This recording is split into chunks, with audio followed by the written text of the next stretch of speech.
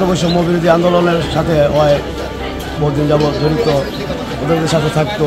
তো যাই হোক, অল্প বয়সে আমাদের কাছে সে চিরবিদায় নিল। তো আমরা এর সুষ্ঠু বিচার চাই, তদন্ত চাই। যারা যারা এইটার সাথে জড়িত আছে তার বিচার হোক। কি লেগে মা সারা সন্তান, মা নাই, বাপ নাই, দুনিয়াত কেউ নাই।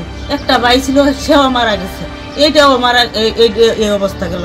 খালি একটা, শুধু একটা ভাই, বোন আছে, অনেক বোন দেওয়ার পরে সৎ মারা হেন কাজ করে খায়। তাহলে এইরকম একটা ছেলের এইভাবে মারাটা ঠিক হয়েছে? ঠিক হয়নি। এই অন্যায়ের প্রতিবাদ করার দরকার, এই অন্যায়ের বিচার করার দরকার। এইটাই চাই আমরা, আর কিছু চাই। আর বাবা মারা যাওয়ার পর দাদির কাছে মানুষ হয়েছে, দাদি ডাকতো। যখন ওর দাদি মারা গেছে তখন আর জীবনের শেষ।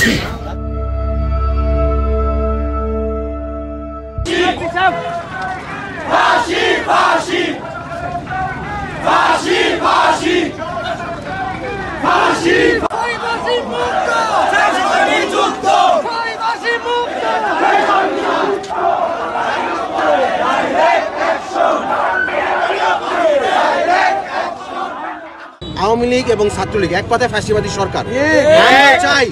আমরা ছাত্র জনতা, ছাত্র এবং জনতা, আমরা সবাই চাই ছাত্রলীগ, আওয়ামী লীগ বাংলাদেশ থেকে নিষিদ্ধ করা হোক। কোনোভাবেই এই নামকরণ পুনর্বাসনের ঠাঁই দেওয়া হবে না। এইসব হত্যাকারী সন্ত্রাসীদের কোনো জায়গা দেওয়া হবে না। বাংলাদেশ থেকে এদের নির্মূল করে দিতে হবে। এদের কোনো ধরনের কোনো ইতিহাস রাখা যাবে না। বলতে চাই, যারা এই ফ্যাসিজমের সাথে সম্পৃক্ত ছিল, আমরা দেখতে পাচ্ছি তারা রাতের আধারে হলেও ফজরের নামাজের পরবর্তীতে তারা তাদের সংক্ষিপ্ত কার্যক্রম পরিচালনা করছে।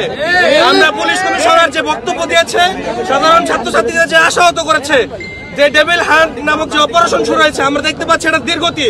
আমরা দেখতে পাচ্ছি যারা এই আন্দোলনের, যারা আওয়ামী ফ্যাসিজমের মূল কারিগর, মূল নেতৃবৃন্দ, তারা গ্রেফতার হচ্ছে না, গ্রেফতার হচ্ছে মাঠ পর্যায়ে ছোট ছোট নেতৃবৃন্দ। জানাজা শেষে লাশ নিয়ে আমরা গাজীপুরে ফিরব, কিন্তু দাফন কালকে সকাল 10:30টায় রাজবাড়ী মাঠে জানাজা। আমাদের কেন্দ্রীয় বডি আসবে, প্লাস বিএনপি বলেন, জামাত বলেন এবং শিবির বলেন, সকালে ঊর্ধ্বতন কর্মকর্তারা এই জানাজায় অংশগ্রহণ করবেন 10:30টায়। জানাজা শেষে গাছা থানায় তার যে নিজস্ব বাড়ি আছে, বাড়িতে যে কবরস্থান আছে, ওই কবরস্থানে দাফন করা হবে।